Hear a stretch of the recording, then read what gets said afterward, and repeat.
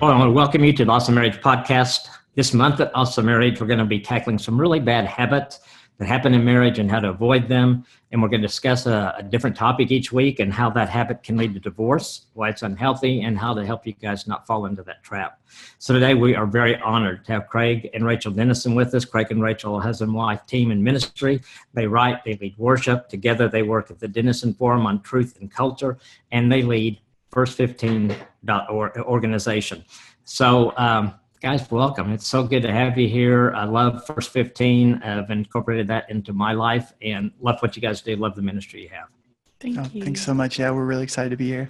Yeah, so we're going to talk about withholding forgiveness. So let's kick it off. How would you define forgiveness? Yeah, I think for me, when I think about the concept of forgiveness, I always think about it being laid on a foundation of acknowledging my imperfections. I think that humility is a huge aspect of forgiveness. So I kind of see it as an act of showing someone mercy built on that foundation of acknowledging that they're imperfect, I'm imperfect, we're all imperfect. Mm-hmm. And so to show them mercy is to also say that I myself need mercy. We all need mercy. I think a big part of that for me is saying, okay, I'm going to let go of what you did to me so that I can be free, so that I don't have to open myself up to bitterness and to resentment and, just that toxic poison of unforgiveness in my own life. Yeah, I think that's a great point, because I think sometimes we don't realize how much power we give to someone else by not forgiving, because we hold on to that anger and that bitterness that just kill. I mean, I've seen people in counseling that have held on to anger for years, and the bitterness you see in these people, maybe not all the time, but when they talk about certain things, you can just see their whole countenance change. So yeah, it's one of those things. And, I was talking to a guy this morning when I was working out, and he was talking about somebody that he'd forgiven. And he said, God told me he forgave me and I need to forgive him. And I think, well, yeah, that's a pretty good way to look at it. That's a pretty tough thing to argue back to God on. Yeah, that's great.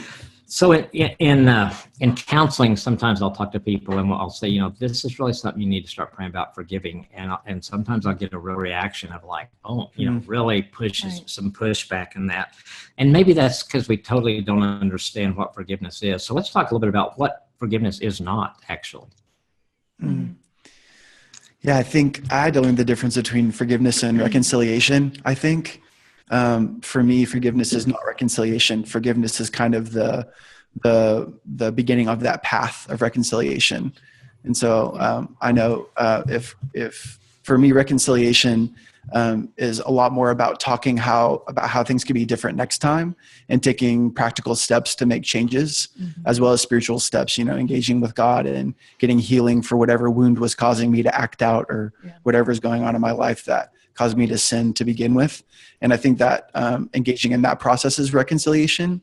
And I think for me, I also had to learn that, like with Rachel in my marriage, we always need to walk down the full path of reconciliation for whatever's going on. But that's not necessarily true with everyone in my life. Sometimes the place I can stop is in forgiveness, and it's okay to walk away from a relationship and not go all the way to reconciliation because the relationship's kind of toxic or just it's not worth the effort that it's going to take to go down that path. It's going to be more harmful, do more harm than good to work on that with that person and try to engage in the process of reconciliation. So forgiveness is enough with some people, I think. Yeah.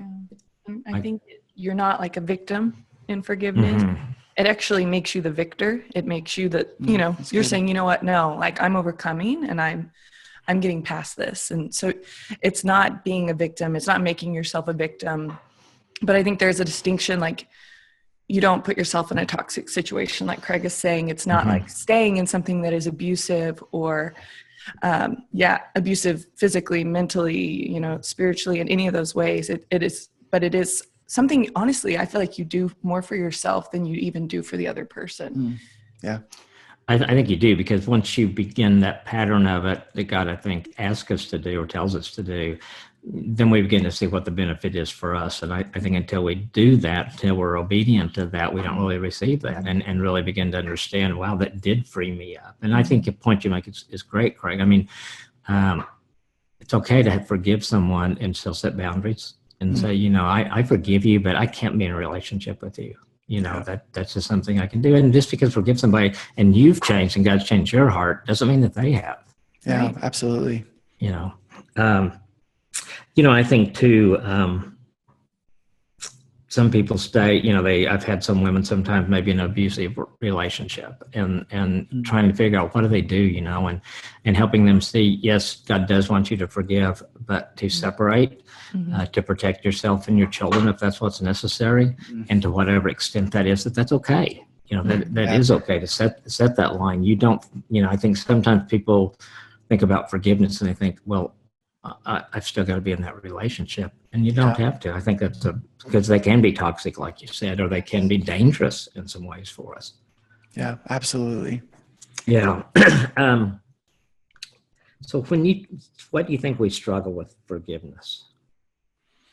Yeah, I think for me, Rachel kind of touched on it. The process of letting go of something. I always feel when someone's wronged me that I'm owed payment for that wrong, that they took something from me or they did something to me and they need to suffer for it. And I think that letting go of that is a really challenging thing. Anytime you're owed something and someone wants you to just kind of let it go, that's a really challenging thing. It kind of feels like you're giving away kind of a part of yourself in some sense. And I think that's my most challenging thing, I think, is to say, okay, I'm going to let go of this pain that I've carried around, maybe for a really long time. That's kind of helped shape who I am. That's, you kind of get used to what anger can do, or frustration or unforgiveness. You kind of can get used to living that way, and to let go of that weight is kind of a really difficult thing, I think. So I think that process of allowing someone to not have to pay you back for something, but choosing to offer grace and mercy based on the foundation that that's what Jesus did for us, I think is a really challenging process. So a way that I even see that, even as you're saying that, I'm picturing just that idea in marriage. How does that work out where you feel like Craig owes me, for instance, oh, he did this against me, so I'm going to use this to get what I want. So in marriage is saying no, I'm not going to hold on to that. You'll hear women talking that are married, and they're like, ooh, what did he do? He's in the doghouse. He better bring you flowers. He better, buy you something to make up for what he did. And it's that's not the way it works. That's not grace. That's not godly marriage, Right. And I think I don't know if the easy is the right word, but people can get into that pattern. Yeah. And then, I see it, and, we talk a little about on the podcast, but, I deal with a lot of people where adultery's been a part of it. And one of the things that's so important is that forgiveness for the person who's been offended, and for them to know that they have to do some things in the relationship to make it what it's going to be, and all those kind of things. And instead of holding that card, and because I've worked with couples where they hold that card, you committed adultery, and it's pulled out all the time. And you'll neither one of them will ever have the marriage they want as long as they continue to do that, and I know it's a tough step. Yeah. No matter what, that's the past, and that's what happened. And you're never going to be able to be well, yeah, if I could go back, I would, but you can't undo it. No. Yeah. I think it's also difficult that it's to be able to let go of something for someone else is to acknowledge that you screw up as well, and that you're in need. And so it's kind of challenging to see yourself that way sometimes, to acknowledge your own imperfections, to look at yourself and realize that you need help just as much as that person needs help, And so for you to forgive them, that means that you're doing that as well because they need to forgive you. And so sometimes it's a lot easier to live in the lie that, okay, they're the screwed up one and I'm doing all this right. Look at all these things they did, and just to think entirely about the other person's wrongdoings. And I think forgiveness is kind of this process of saying we both need help. And that's hard on both sides of that, to acknowledge Absolutely. That they need help. So I think we have a tendency sometimes to rate sins. And so, well, you did this, and that really is a 10. And I might have sinned, but mine's a 2. And so you need to do more than I do, and all those things, kind of scorekeeping, playing games like that, don't get us anywhere at all. Yeah, totally. And kind of the last thought that comes to mind is I think engaging in the process of forgiveness, to really do that and to sit down and talk that out. It's sometimes hard just on a foundational level to communicate with one another when you're mad at the person. And so sometimes just even the process of saying, let's sit down and talk about this is a really challenging thing, when it feels easier to say, let's just keep going with our life. Just let this kind of act like a barrier between us. And that feels more safe. That feels more comfortable for me. And to never actually sit down and engage in the process of talking it out, knowing that there's going to be back and forth. There's going to be different perspectives. You have to start believing that person that, if you were the one that did the wrong, that it really did hurt them the way they say it hurt them. They're not exaggerating. There's a lot of stuff there that sometimes looking at that is hard to just say, let's start that process today. Yeah, absolutely. Sometimes I think the enemy loves to lie to us and say, it wasn't that big of a deal. You can get on without it. It's not worth talking about. He loves to try to keep us away from that. You can do it tomorrow, and tomorrow never comes. And so I think engaging just in the process and talking with someone that you're kind of mad at is hard to begin with, but obviously absolutely worth it. So. Yeah, I think, when you're saying that about where Satan kind of tells us it's not a big deal, I think if you're starting to feel some resentment, if you're starting to feel some of those negative emotions, that should be a red flag for you. Hey, that's a lie. We need to do that. Another thing I thought of when you're saying that, Craig, that I think is important is that who initiates? Who initiates that? And does it always have to be the offender who initiates? Because if you're going to have reconciliation, especially if it's a relationship in a marriage relationship, when Nancy and I first married, we were both so stubborn, strong-willed. There was no way either one of us was going to give in. And so we'd wait each other out. And so we could go days without speaking to each other, just waiting for the one that we thought did the worst part in the fight to initiate it. Yeah. And had to learn that, it really doesn't matter who started it. Usually by the time especially in a husband and wife, usually the time you finish a fight, you both participated somewhat. I mean, one may be 90%, another 10, but you both had a part in it. And I think just knowing that the goal is reconciliation. And so it doesn't matter who starts the reconciliation. Yeah, I think it's so often for us, the person that initiates is probably the person that was spending time with God last, Yes. Because I think in our own, just us in and of ourselves, we never seem to find the strength to confess or to go to the other person and say, hey, you hurt my feelings. But it seems like every time I get alone with God, agenda number one is always my relationship with Rachel. And if there's something going on there, that's kind of where he stays. And I can try to move on to let's worship, let's read scripture, let's talk about this other stuff. Let's, give me a plan of how you want to use me, all this stuff. And he's like, no, I still want to talk to you about your relationship with your wife.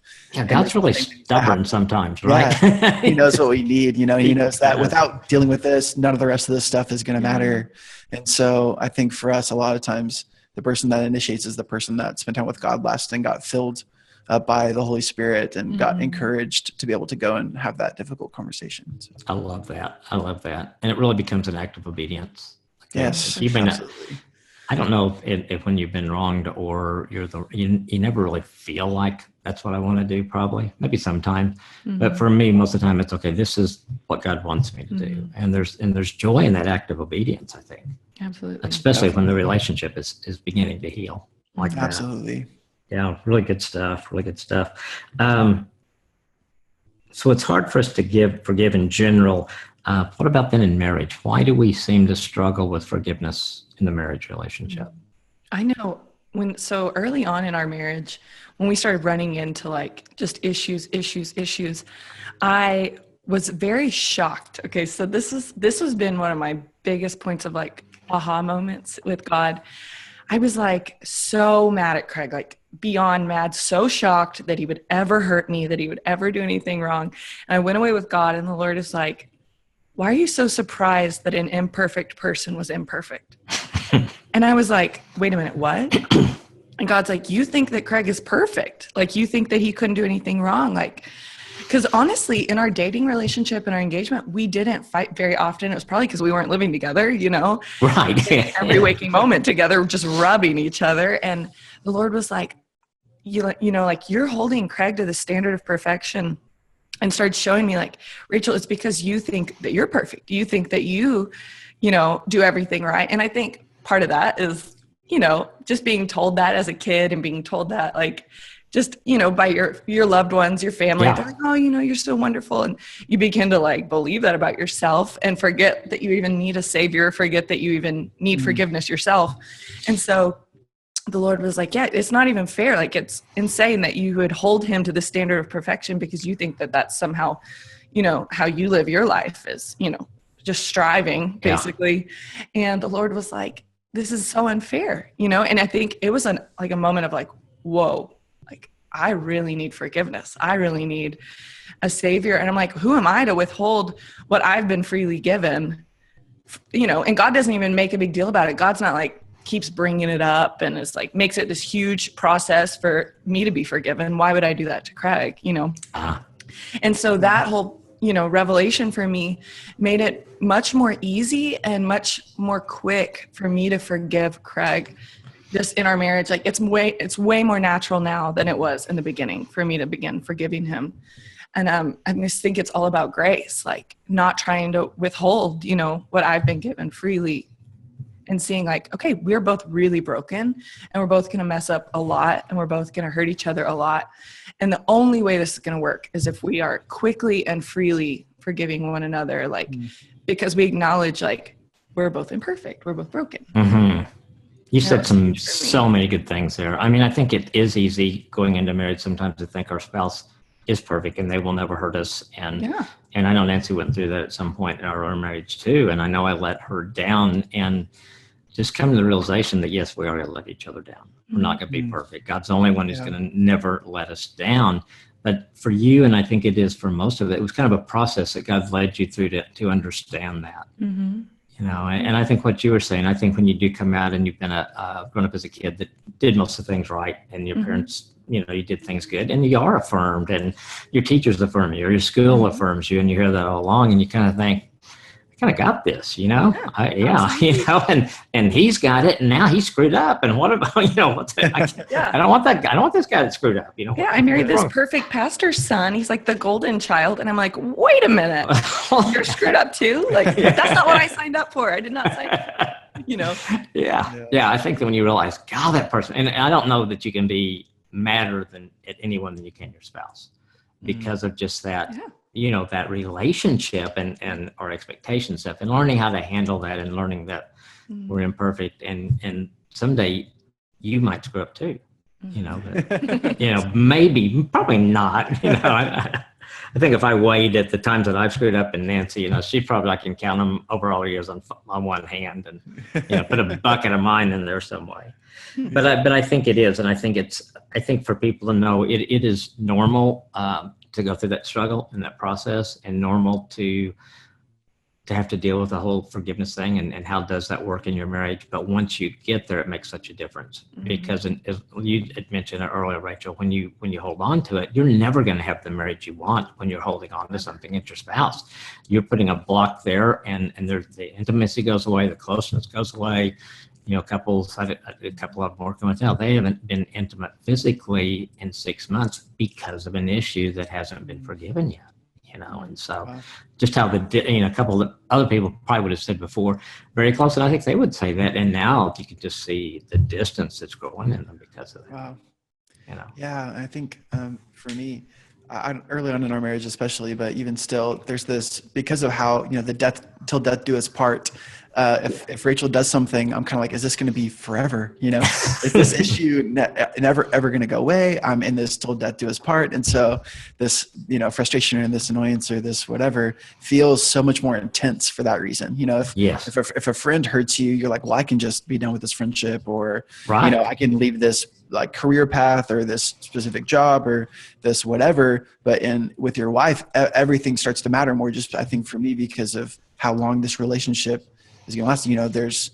There's no getting out. When that thing happens, you're like, I can't get out. This is life with this person. I committed to this. Yeah. And so, and all of us have things that are things we consistently deal with. I think if you could look back through my journals with God, he's talking to me about the same stuff all the time. It feels like when I go back and read through, I just have stuff that's just kind of my stuff. Yep. And, we're working on it together and all that, but I'm going to do things that I'm repeating the same sins, it feels like, so often. And I'm going to act the same way. I respond to stress the same way so often. And so it can, the frequency of that and the proximity of the relationship and the depth of the relationship, I think just makes something that your spouse does to you feel so much more intense. Mm-hmm. And I think for that reason, so much more hard to forgive just because of the emotional intensity of it. Yeah. And that feeling of not being sure if this is ever going to stop, so it's going to continue wronging you. And so I think all of that is is at the same time, the other side of that with the Lord, I think, is this powerful thing of where Jesus says, how the disciple asked him, how many times should I forgive this person? And he says, I think it's 7 times 7 times 7 or 70 times 7, whatever it is, the scripture says. It's a lot. It's this concept of always, however many times they do something, you forgive them. There's never a time that you don't forgive them. And I think it's this amazing picture of that we get with marriage, where no matter how many times Rachel does something to me the exact same way, or I do something to her the exact same way, the answer is always forgive them and forgive them immediately, Absolutely. And I think those are some of the hard things that people think. I just forgave, we go over the budget. We go over the budget again this month. I just forgave you for that last month, and now you're doing it again, those kind of things. I think for us, when God, and it was a long time into our marriage, so God really told me, he said, I've got her. You need to just let me work on her and let me work on you. And I'm not going to do something in her that's not going to be good for you. And I still struggle with that sometimes, because I still think I've got some really good things that I could really make her life better. If she would just do that, and I think she probably feels the same. But when you can really embrace that and trust God in that frees you up a lot too, because then sometimes you can let go of things that, especially when you've got a spouse that's seeking the Lord. Yes. If I see my wife praying and seeking him, and like you're saying, journaling, I think is so valuable, because even though God's bringing up the same things for you, you see progress in that, and that's important to God, and you can see the progress. And sometimes when we don't journal, we can get really frustrated, like, golly, am I just stuck here forever? And you are making progress. Yes, I remember there's a time in our engagement season where I something I was going to talk to Rachel about that I just felt like wasn't going right, something I was going to kind of confront her about or whatever. It's honestly a really minor thing. But I felt the Lord stop me in that moment. That I was going to go talk to her and say, hey, would you just pray about this instead and watch me work? And so I sat down with my journal and I listed out the things that I would have talked to her about. And I said, God, would you show her this? And I acknowledged that he could show her that in a way that would feel so much more loving than I ever could. And she approached me 3 days later and literally went down the exact same list in the exact same order as what I had journaled. And so the Lord had shown her the issue I was going to talk to her about in the exact same order as I had journaled it. And it was this amazing moment where I pulled out my journal, like, Rachel, look at what I prayed. And it was this amazing moment of, wow, God really is working in our relationship. And she came, and it was this testimony of, gosh, God talked to me about these things in such a loving way, in a powerful way. And so much transformation happened. And I think that there's definitely room, obviously, to talk to your spouse about things, vocally, right. Not just pray, give everything to God. But I think there is definitely an aspect of praying a lot more than we do for those things that we want to approach our spouse about, and having a far larger level of trust that God is leading our spouse and will speak to our spouse than I often operate under. So yeah, that's such a good story. I agree. I mean, you want to communicate, you want to share things, you want to know things about each other that can make your marriage better. But I think just being prayerful, so if God says wait, that we can wait. I mean, that's just, those are those times where you wish, okay, God really was physical here so you could high five him, it's like, what I mean? It's so cool. You just want to celebrate it when you see something like that. Absolutely. Yeah, that's really, really good. So what about forgiveness in your marriage? Example of how that has worked and how it's helped you guys in some ways. Yeah. I think for me, the thing that comes up is, forgiveness in our relationship, I think, has brought potentially the most amount of intimacy than any other aspect of our relationship. I think it's this picture that God really does take what the enemy meant for evil and uses it for good. The times that Rachel forgives me are the times I feel closest to her.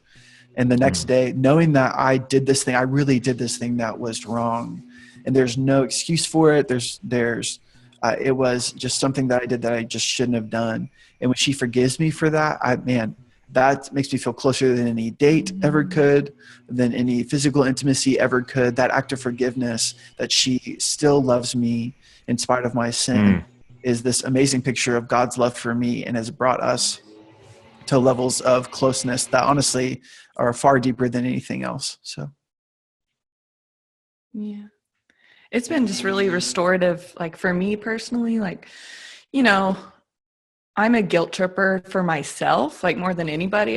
typically guilt trip others, I typically like do that to myself. And, say I like will just say something to my friend that I'm like, wait a minute, I shouldn't have said that. And it will eat away at me until I confess it to Craig.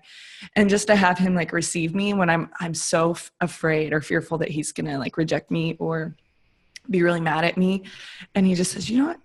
I forgive you. Like, I understand like why you did that. And, just to receive me and have grace for me in the midst of my shame almost and my guilt, it just like washes me. It's almost like that scripture where it says like the husband's to wash his wife with the word. And it just feels like it cleanses me, just like when God forgives me, and it just like sets me free, because anytime we sin against a person, we're also sinning against God. We're not loving others as, like we love ourselves. And so I found that it has that same effect on my own heart and on my own like sin and shame when I sin against Craig in some way. And he's like, just receives me. And it's like, I love you. It's going to be okay. Absolutely. That's such a great, because I think that's where one, you had to take the risk. Mm-hmm. And then the other spouse needs to set that groundwork like Craig did, or just to receive that and to not say, well, it's about time you did that. Because you can always have it come back. You can always think you can beat somebody up with it. But if our spouse takes the risk to say, forgive me, I did something wrong, I know I hurt you in this, or whatever it is, then our role is, I think God tells us to receive that. That's what he does with us. I mean, it's not like I confess something to God and he goes, about time, you idiot, blah, blah, blah, that stuff. No, he receives us. He loves us. Right. He didn't love me more after I confessed that he did before, all those kind of things. And so I think taking the risk is so important, but I think for the other spouse to set that atmosphere, like the example that you gave with Craig, I mean, that's what you needed at that point. Yeah. We've worked really hard to make forgiveness in our marriage like a safe place and confession a safe place, rather than, because that fear it'll shut you up and you won't say anything. Satan's like, no, hold your tongue. Like, don't tell him, don't tell her, because she's not going to receive you. He's not going to receive you. They're going to harbor this against you and they're going to use this, And so we've just worked really hard to like silence those lies of the enemy and, pull from God and pull from his grace and just make it safe and like not a place of offense. And I mean, I think there is like space for you to be like, whoa, like why would you do that? Like, how could you do that to me? But, it's that whole thing of like, quick, remind yourself, like, what's the gospel? Like, why do I do this? Why is this important? And just keeping it a safe, like fertile place for healing and for restoration. Yeah. And taking it back to our reference point. Yeah. What does our faith say? What does the Bible say? What does God want us to do? Absolutely. Good. Really good. So do you see that forgiveness at times is a process? Yeah, absolutely. I think, like I said before, I think for me, my process always tries to start with me and God, I think, and so for me, it moves from spending time alone with God and him showing me something I need to confess, or praying for Rachel in the process of, I'm about to bring something up if she hurt me. I think that process of prayer is foundational to forgiveness, both to receive encouragement and courage, but also to pray for my spouse in the process of asking for forgiveness or bringing up a wound. And that process always obviously leads to like the actual conversation, which I think is something difficult in and of itself. That first word of, hey, I need to talk to you about something, is kind of this, once we get that started, and it's, hey, I need to talk to you about something, everything, it's like that's like the top of the roller coaster ride, can I just get to that point of, hey, I need to talk to you about something, and then everything is kind of downhill from there, honestly, for us typically. And so, and so that process of actually asking for forgiveness, I think, is huge in that. And for us, we've tried to really go about saying the actual words at the end of the conversation of, hey, I'm sorry, and having the person actually say, I forgive you.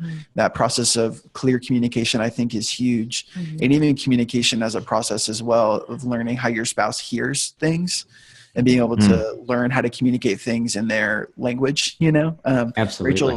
For instance, Rachel's an external processor. I'm an internal processor. So I kind of always know what I think about things before I say something. And in our conversations, if we're having conflict, I'll be silent and I'll just kind of sit there. And she's like, are you here? And I'm just like, oh yeah, I'm thinking, I don't talk out loud. I process internally. But for Rachel, I've learned that I have to, like, if I come to something I need to confess, I have to be willing to engage with her and just listen while she finishes her thought, because she's discovering what she thinks about something as she's saying it. Yeah. As an external, it's not a bad thing. That's a phenomenal thing. There's so many benefits to that. I wish I was that way so many times. And so for her to be willing to learn, okay, when she says something, she's still forming the thought. I don't need to like jump in with my finished thought once she's still figuring out what she thinks or what she needs. And so that process of communication and learning her communication has been huge. And kind of for us, I think at the end of all of it, we've kind of tried to adopt physical touch as something at the end. I think the act of hugging or kissing or anything at the end of forgiveness kind of gets rid of the other awkwardness that can be there. Where, is this really done? Is this issue really resolved? Are we really okay? That just never forcing it if it's not real, but if it is real, engaging and kind of initiating, like, okay, I want to give you a hug, even can be so powerful, I think. So no, I think so too. Yeah, and I've been thinking about this a little bit, and I think I realized for me, forgiveness is not as much of a process for me, because I think I'm now in this habit of like, I'm letting go. Like, I'm not going to hold on to this. I'm refusing to, because I know what it can like do to my heart and to our marriage. But more for me, the process has been like regaining trust. So how do I, forgive him, but then also like not like live in fear in our marriage that I'm just going to get hurt again. Yeah. Cause that's like definitely my tendency based on my whole life. And so the Lord was he's just showing us like, no, you set boundaries and you gain consistency. Like, you continually forgive, you consistently engage in confession. I think that's a huge thing that the church has kind of let go of, is like, hey, is there anything that we need to like put out there? Like, is there anything you need to tell me? Is there anything I need to tell you? Because sometimes, like we said, we communicate differently. I'll have to be like, hey, is there anything you need to tell me? Because he will just keep it inside, and have dealt with it without letting me in. And so learning to consistently let each other in, hey, what are you dealing with? So maybe we can prevent this from happening again. Like, how was your day? How are you feeling emotionally? Different things like that help us not to, because we all have tendencies and like emotions that lead us to habitual sin. All of us do. We all have these like little triggers that will cause us to like go back into our little shell, or go, just retreat back into like how we were maybe before God, freed us from something. Yeah.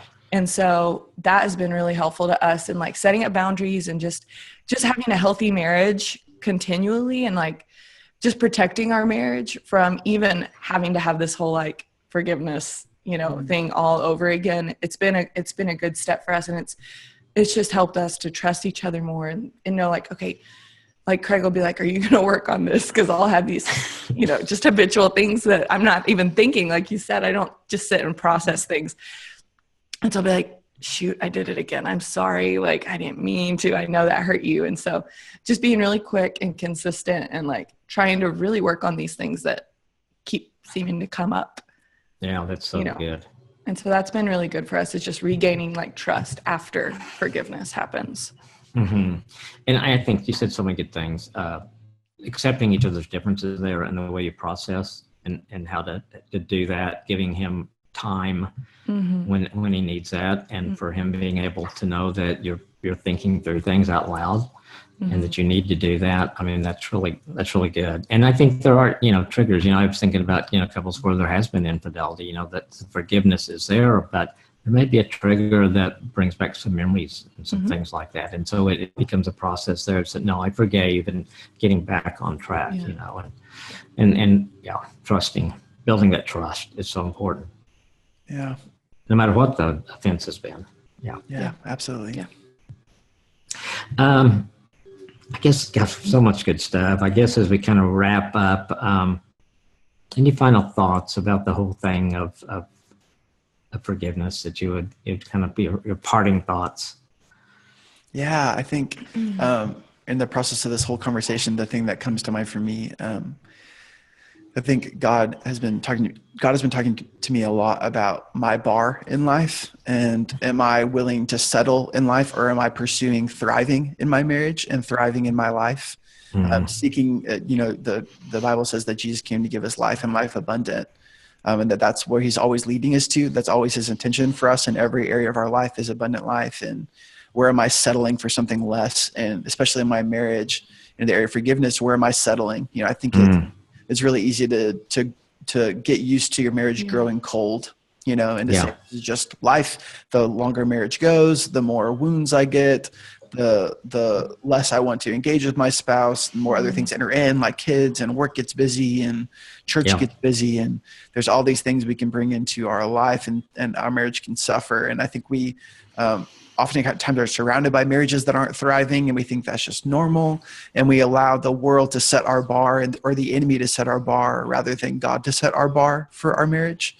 And I think for me, engaging in the process of forgiveness is difficult. It's not easy, but it's 100% worth it. And it's the only way to have a marriage that's thriving. It's the only way to have a marriage that is the depiction that God intends it to be of Christ and his church, that Jesus is a good head for the church, and that he longs for a bride that loves him, a church that loves him, and that's flourishing and thriving and is experiencing abundant life. And I think if we could value our marriages that way, my marriage to Rachel would be this picture to the world around us that God really does love us enough to give us abundant life, that he really is that good, and that we would contend for that and fight for that, and would value that above all else, and be willing to engage in the process of forgiveness as the critical element of a thriving marriage. I think that having that bar for ourselves and allowing the Holy Spirit to lead us to that is absolutely what marriage should be like in life. Yeah, so. Absolutely. And I think like a final thought for me is just to remember that forgiveness is a non-negotiable. It's a command, and so just to realize, okay, like if I'm withholding forgiveness and harboring bitterness in my heart, I'm in active sin. So I'm like actively being disobedient to God and agreeing with Satan that my spouse doesn't deserve forgiveness, and that they owe me something. And so just keeping that in mind, that like you are opening your heart up and your mind up just to the lies of the enemy. And so I know like whenever I'm withholding it, I will catch myself believing these lies about Craig, believing the worst about him. Like, oh yeah, that's right. Like he's just, he doesn't deserve my forgiveness. He's just going to do it again. I'm agreeing with just lies from Satan. And so it's just really important to remember it's not a negotiable thing. Like you can't kind of be like, God, I'll wait. Like, the ball is in your court. It's your turn to make a move. And if you don't, you're, just like we're saying, this will destroy your marriage. It's a habit that will lead to divorce, unless you reconcile. And so I just, to keep in mind, like, oh, this isn't like an option for me. Yeah. I have to get to this place if I want my marriage to thrive. Yeah, absolutely. I think people listening to this would think, yeah, it is work, and it isn't easy, and we're not saying it is, but it is worth it. And the alternative is going to destroy, like you said, it's going to destroy your marriage, destroy your relationship. This has been so good, guys, talking with you about a really tough subject and something that impacts every single marriage. If somebody tells me they've never had to forgive each other, I'd think, well, you're living in opposite houses or whatever, you're not engaging very well. You guys are great. If people want to find you, what are some ways they can find you? Yeah, so First 15, we just launched the First 15 app. And so it's the daily devotional worship and devotional thought and guided prayer for every day. And so you can go to the App Store and it's just free. All of it's free. And so that's one way they can reach us, is downloading the app. Also, if they like to read things by email, they can subscribe from first15.org to get First 15 sent to them every morning. That can be the way they start their day and the foundation of experiencing God's presence. So. Yeah, and then we also write and have like some worship resources at craigandracheldenison.com. Yeah, people want to read our blog and that sort of thing. A lot of good ways to share with people what God's teaching you and showing you and doing in your lives. Thanks again, guys, for being here. Thank you. Yeah, thank you.